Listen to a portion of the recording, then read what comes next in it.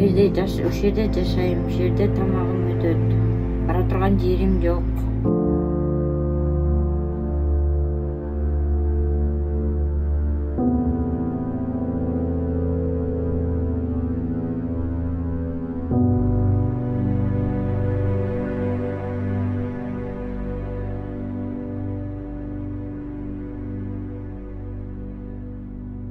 Биринчи Казакстандан келгенимде жумушу жок, ушул жерге келген Мусакадан ата-кеттерим тамак кылайын деп. Анан бул жумушка кирдим. Ортосунда ортого кирип, андай мындай терип, тамагымды табам, Кудайга шүгүр.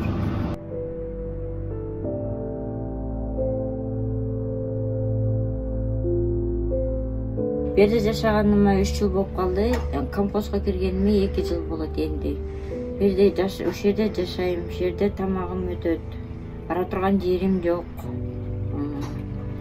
Үйүм болсо өзүмдүн оюмдагы нерселер бар эле, намаз окуганга.